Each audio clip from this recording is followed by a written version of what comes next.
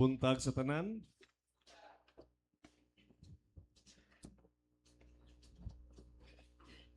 Ato nabasa ang Ebanghelyo o nabati ang Ebanghelyo sa dihang gibasa sa taliwala.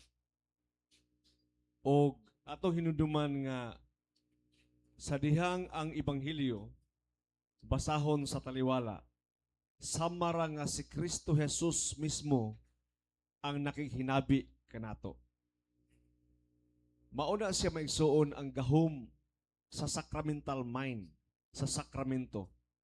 Mao bitaw nga ang magbasa sa Ebanghelyo kinahanglan nga ordained minister, either pare or diakono.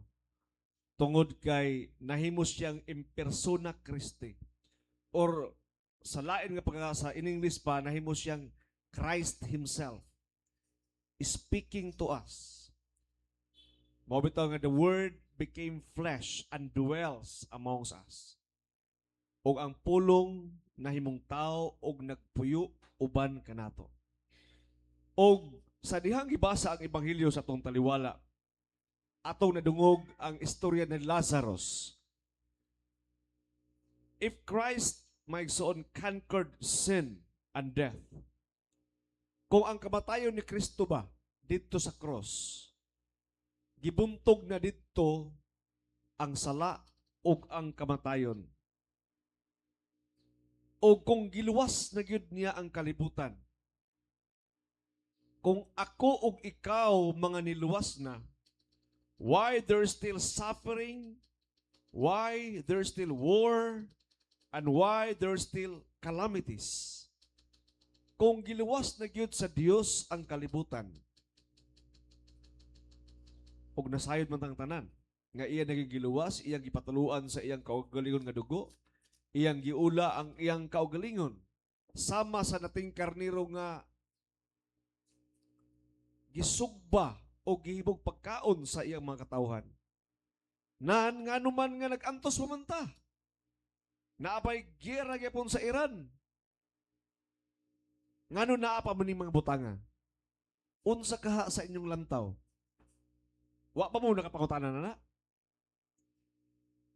Nga kung hingpit or perfecto na ang kamatayon ni Kristo sa krus, ngano man nga nag-agwanta pa banta? Di ba? But remember this. God is a liturgical God. Gusto niya nga liturgy ni ang pagsimba. Dili ni kay sa pare lang o sa celebrante, kamupod na ay inyong parte nga pagabuhaton. Tinuod nga nagmadaugo na si Kristo sa cross. Tinuod nga iya nang gibuntog ang sala ug ang kamatayon. Apan ang pangutana, kita nga nagsunod niya ato na nabuntog ang sala ug kamatayon? Or naa sa ato magsuod nga naglunang pa sa sala og mahadlok pa sa kamatayon? Mauna ang rason. Ngano nga naa ang mga pag-antos, naa ang gira, naa ang kagutom, naa ang kalisdanan, tungod kay gusto ni Kristo nga ikaw ug ako sama niya makabuntog usab sa sala ug makabuntog usab sa kamatayon. Gusto sa Dios nga kita nga iyang mga anak, nga iyang mga followers, nga iyang mga sumusunod, magusto niya nga kita mahisama usab kaniya. Nga dili lang namatay, kundi nabanhaw ug nagmadaugon. Nindot kay itong Ebanghelyo tungod kay naghisgot kato sa kinabuhi ni Maria, ni Marta ug ni Lazarus. Tungod kay si Lazarus nga amigo kaayo ni Kristo. In fact, sa mga defections sa The Chosen movie, gipakita diya nga si Lazarus is a close friend of Jesus. O kini mga tawhana taga Betania ni, 2 miles or 4 kilometers away from Jerusalem. And sa dihang si Lazarus gibalita pala nga nasakit. Og si Kristo nga iyang suod nga higala niadto hinuon sa Judea, nagpalayo. O sa dihang iyang gibisitahan si Lazarus, dito sa iyang balay, gihaya na. In fact, dili gali haya, kaya ang haya diri sa ato kaning napamaylungon, di ba? Pero si Lazarus, nanimaho na. Unsa pa may bisitaon dito, gawa naman si Lazarus, kilubong naman galing. Og niadto si Marta, nitabo siya kang Ginoong Jesus, og niingon siya, Lord, kung diri pa lang ka, dili unta mamatay ako igsoon. Og niingon si Kristo, ako ang kinabuhi ug ang kamatayon. Isa tinuod Ginoo. Ingon si Kristo, mabuhi ang imong igsoon. Isa tinuod Ginoo nga mabuhi siya sa katapusang adlaw. Pero ang pasabot ni Kristo, mabuhi siya karong adlaw. Sa diyan ang istorya ta. Ang pagtuon ni Marta tungod kay naay pagtulunan usab sa mga Hudyo nga mabuhi gyapon ang mga patay, banhawon sila sa katapusang higayon. Labi na ang mga Pharisees. Unlike sa mga Sadducees, mura ng Republican o Democrat ba? No? Ang Pharisees, mura mga Republican. No? Magtuo sila nga napay pagkabanhaw. Ang mga Sadducees, wa sila pagtuo ni ana. Mura sila mga Democrat. Two-party system, ilang belief. So, ingon si Martha, tinuon Lord, mapanahon siya Lord, sa katapusang mga adlaw. Apan unsa ingon ni Jesus? Hinoon, nasayod ako nga bisan karon muhatag ang Dios kanimo bisan unsay imong pangayoon. Si Jesus mingon kaniya, mabanhaw ang imong igsuon, siya mitubag, nahibalo ako nga mabanhaw siya sa katapusang adlaw. Og si Jesus mingon kaniya, ako mao ang pagkabanhaw ug ang kinabuhi. O kung atong padayon nun ng gospel, ingon siya, asa siya gilubong. And when they were on their way, niabot si Maria ug nihapa. Atubangan ni Ginoong Jesus ug naluoy siya. And the shortest verse in the Bible, it says, and Jesus wept. Og nihilak ang Dios. First time, no? Kadung namug Dios nihilak. Kato lang ang bersikulo pinakamubo. Jesus wept. Og nihilak si Kristo. Og niingon siya, asa siya gilubong. And they rolled back the stone. And Jesus command, Lazarus, come out. Og ang patay nga giputos sa lino nigawa sa lubnganan og niingon si Kristo, badbaris siya. May so unay pagtulunan sa mga Hudyo gihapon nga ang usa kuno kakalag ang soul sa tao sa dihang mamatay na siya, dili pa na siya bubiya kuno sa iya og buwagto sa Ginoo. Kundili magkuyog-kuyog pa siya sa lawas. Dili ni doktrina sa simbahan na it is just a belief of some Jews, no? Nga ang kalag kuno sa patay, magkuyog-kuyog pa niya. Og sa dihang ma-deform na ang dagway sa patay, makita labi ng part sa imong anus, mag-decay mo na, kaya naman na diha ang imong deposit sa imong hugaw. Muna diha ang ulod mo, paspas og daghan. Then, kan-o na sa ulod, maggots ang imong lawas. Muna nga manimaho na. Muna nga muhuboy ng lawas, kanang patay bitaw nga dili ibal sa mar, magburot mo na. Kay ang maggots, daghan kaayo sa ilalom. Kita mo nang iring og iro, kanang ilabay sa kilid, kanang giulod, di ba gaburot? Inana. Unya ang tao, mulutaw po na siya. Labi na submerged sa tubig, mulutaw na siya. And na-deform na, according to their belief, na-deform na si Lazarus kay 4 days naman siya nga patay. And according to their belief sa mga Jews, bubiya na kuno ang espiritu kay dili na habitable ang body. Meaning, dili na angay puyan. So, bubiya na siya on the 3rd day. Now, remember, Lazarus died 4 days already. That means all belief ang tanan nga pagtulunan, ang tanan nga mga posibilidad nga mabuhi pa ni, bisan pag doktor ang science pasultian, wala na chance. Zero chance.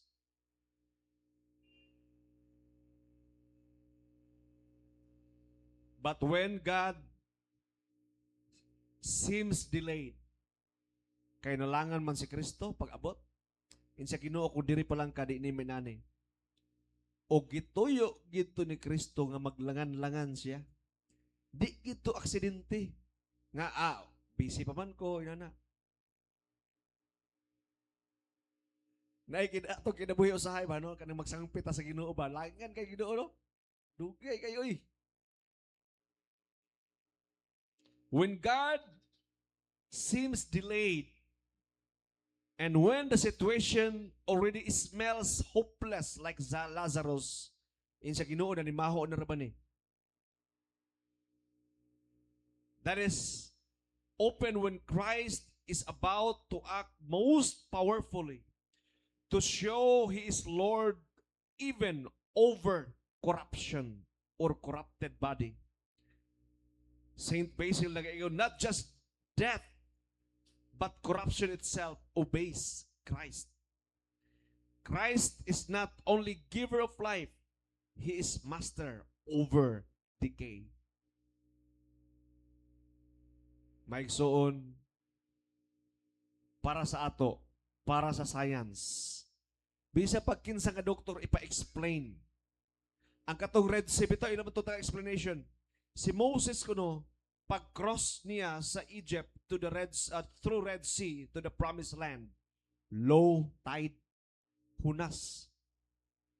Moto nga pila ka milyon nga tao ni cross, hunas to. Unya katong mga si Parao, katong iyang mga captains nga ni Chase or ni gukod ni Moses, naapsan to sila sa taob, moto nga nangamatay. Maisad. Pero ang modern science karon ilang study ilang gisugod unsa gina kalahom-lahom kayo. Bisan pag maghunas, katulo, kaupat ka times dili gyapon matugkad. Unya remember na mga bata na to, di ba? When they cross the Red Sea. Na mga asno, na mga karnero, na mga infant, na mga burus. How come nga they were able to? Kato, pwede pa rin mo ingnon nga, o sige, ganti nga hunas. Pero kini si Lazarus, wala na yung science nga makasukod ani. Gilubong na manggali, nanimaho na manggali. Imposible yun. Now, the good thing is, when Jesus gave the command, unsay giingon ni Kristo, ligira ninyo ang bato. Si Kristo ba niligid o ang mga tao? Correct. So, dili di ka Kristo tanan, no? Dili gid iya tanan. Naagyoy part na to. Nagay buhaton ang tao. Naagyoy buhaton ang simbahan. Iyon siya, ligira ang batog ilang giligid. And God gave the command, Lazarus, come forth, or come forward, or come out. O digawa si Lazarus. And the second instruction of Jesus, remove the linen, tanggala ang putos sa iyang lawas, and they remove the bandage. May soon sad to say, usahay kita ba? Bisan gali Kristohano na ta, mupatol ta sa style sa kalibutan, kadang mo ingon bitaw ta nga, ay, imposible naman na ang iyang sakit maulian. Kay stage 5 naman. Karon mo kadung na stage 5 karon sa cancer. Sa una stage 4 naman na, no? Stage 5 naman na. Ay, lisod na maulian, lisod na mauli ang iyang pamilya. Kay ang bana mao kini, ang asawa mao kini. Lisod na sila mauli. Or lisod na sila mahawa sa ilang kalisod kay tan-aw nimo ang pattern sa ilang pamilya. Pobre na sila kadaan, ginikanan, wa pagay mga yuta, way kabili ng mga ginikanan ang mga anak, mga kawatan kayo. Kini luoy kini nga pamilya ni wala ni kaugmaon ni. Ana ba? Usahay kita mga Kristohanon, biktima ra ba ta na mag-uyon-uyon ra ba ta? Unya nasayod ta nga di gid mao ang plano sa Ginoo. ang plano sa Ginoo gyud is healing, restoration, and deliverance para atong masinati ang iyang kadaugan. Amen. Para ikaw ug ako sama ni Kristo magmadaugon pud. Amen. Amen. Mauna nga wa gid hutta ni Kristo tanan. Gipildi niyang yawa pero wa gid niya hutta. Gibinlan ta niya gamay o kaniyo kay mga niwang ni nga yawa o kaboy kulata na niyo. Ana ang iyang gusto. Sige na kulatahan anak, kita ka nang amahan bitaw nga kuan. Mahimuot pa na sila nga ilang anak mapareha nila. Labi ng panday, papa panday anak no. Nya magkita na sila silang anak nga mahimong panday. Kabalo may suom. The only reason nga ang tao dili magsilos nga malabuan siya, kanang malabuan siya siyang anak. Pero malabuan sa silingan, malabuan sa igsuod, paryente, higala, bisang kinsa, magsilos ang tao. Pero imong anak mo labaw nimo okay ra. Anak bitaw na ako na, ako man ang tinudluan. Junior ko na ako, di ba? Inana ang Ginoo. God is not jealous like human, no? Pero malipay ang Ginoo nga atong buhaton ang iyang gibuhat. Malipay ang Ginoo nga magsuduo nga nagmadaugon ta sama nga siya nagmadaugon. Malipay ang Ginoo nga atong kulatahon ang yawa sama nga iyang gikulata ang yawa. Not by our own strength but by His grace nga magsaligta. Maubita ko ng mixture sa water and wine. Nindot kina siya nga isulti sa pare, no? May this may the water and wine may we share the divinity of Christ who humbled Himself to share in our humanity. May we come to share the divinity of Christ who humbled Himself to share in our humanity. That means, nahimo siyang human, nahimo siyang pareha nato para kita we can share His divinity. We become like Him. Mulang theosis, becoming like God. And sad to say, na ay mga sect lang karon nga they want to become like God by meditation. Meditation ba ka ng Hindu-Hindu ba? Na ay pinakadako akong giistadihan gamay ba ang ilang pagtulunan. Pinakadako nga organization sa tibuok kalibutan. Dili religious ha. Sect kaning world organization. Fraternity ba? Brotherhood. Na may Philippine Eagles. Napangilabaw na. Dili Lions Club. I don't want to mention. Pero ang ilang ritual is this. Butangan ka lang blindfold. Tungod kay ingon sila, this is a journey from darkness to light. Inana, no? So ila kang i-lead. Muna ila acceptance. So ang ilang interpretation is na ay journey nimo from being ignorant to awareness. And you keep the secret. That secret. So you hold that secret o dili nimo i-share ang secret sa imong dili fellow craft, sa imong dili fellow brother. But attaining such light without Christ muna delikado. Kaya nga naman, mudako ang imong ulo. Ang pinakadako kunog korona sa langit kinsa man? Oh, ang daw ulo, di ba? Kaya kung gamay kay ulo di man maigong korona. Pero inana ba ang gusto ni Kristo nga mahimutang sama niya? Pinaagi sa garasya. We become like Him through grace. Dili kay we become like Him where we become like God. Like Lucifer that he says, I will ascend myself and become like God. Akong ibayaw ang akong kagalingon ug may sama ko sa Dios. Dili. We will only become like Him through grace. Pinaagi lamang sa grasya ba igsoon. Og dili nato ng paningkamot aron ikaw ug ako dili mahimong hambugiro. Dili tamang hinambog ni ana. Mauna nga imposible gayud nga dili nato mabuhat. Mauna nga magsubo usahay ang atong kasing-kasing kung makadungog ta sa tuig suon mo ingon nga di naman na siya maayo. Pobre man gina sila. Di na gina mausa ang ilang pamilya. That is the mind of Satan. That is satanic mentality. Mao nang gusto sa yawa nga naa sa ato. Kung magpatuo lang yun bitaw ta sa Ginoo, maigsuon posible ang tanan. Jesus said, iligid ang bato. Meaning, let man do what human being can do. Let man do what is possible and let God do the impossible. Tungod kay impossible manggid sa tao nga banhawon ang patay. Mukuman siya sa patay, gawa diya. Pero unsay mabuhat sa tao, kaya niya iligid ang bato, kaya niya tangtangon ang lino nga naputos ni Lazaro. Maigsuon, ako ug ikaw aduna di kitay katungdanan ug naatay mga trabaho sa kingharian sa Dios. Now, to conclude, let's go back to the first question. Why God allowed this calamity? Why God allows suffering and pain? Ngano na may knee pain, na may elbow, shoulder, na may mga ina nga mga pain.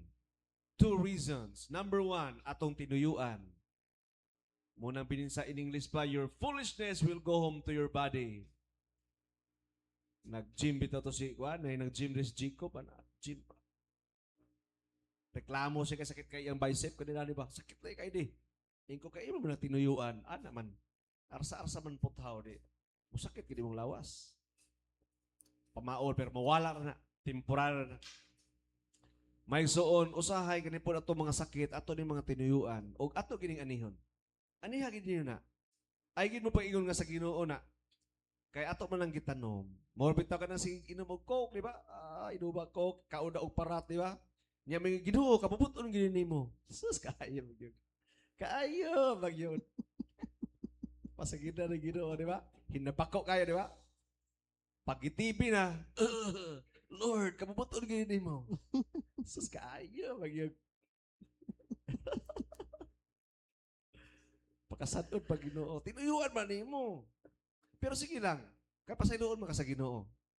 But go and sin no more. Ayaw nag-control. Ayaw nag-stop na, palabi na. Mamatay bitamita ng Lord. Total, may mamatay Lord nga naka-smile or busog. Bahalag mamatay basta nasa ibabaw sa kamay. Di ba? Kaya natuman ang imong gusto. Pero di mo nakabubuton sa Ginoo maigsoon. That is carnal desire. Mabitaw nga ang Islam, popular kay sila sa 72 virgins. Ilang promise ba nga mamatay ka nga jihadist. Example karon na kay bomba sa imong lawas. Unya niya ka sa Amerikano nga nagtapok niya. Niya, dito na ito, pabuton ng bomba. Niya, madamay ang mga tao, no? Mga 100 ka tao namatay. Di munang sure na siya ka ng act of jihad nga mo tok langit diretso. Kay sa Islam, wala may assurance ang kaluwasan. Only Allah wills.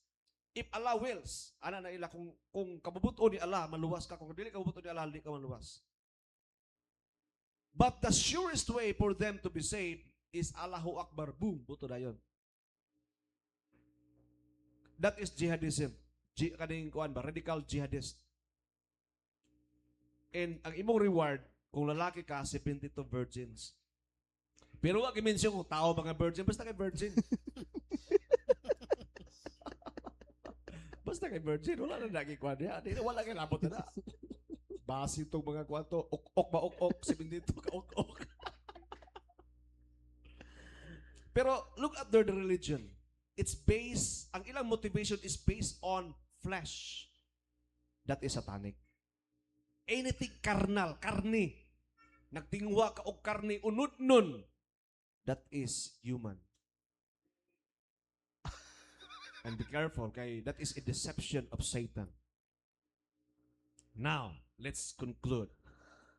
Ngano na ang mga suffering, ngano na ang mga pag-antos, na ang giyera, na ang mga kalamidad, tungod kay gusto sa Dios nga makasinati ta sa kamatayon, uban kaniya, ilansang ta sa cross ang ato mga sala, uban kaniya, apan mabanhaw usab kita uban kaniya og makasinati ta og kadaugan sama nga ang atong Dios, sama nga atong amahan nagmadaogon, gusto sa Dios nga ang iyang mga anak magmadaogon usab.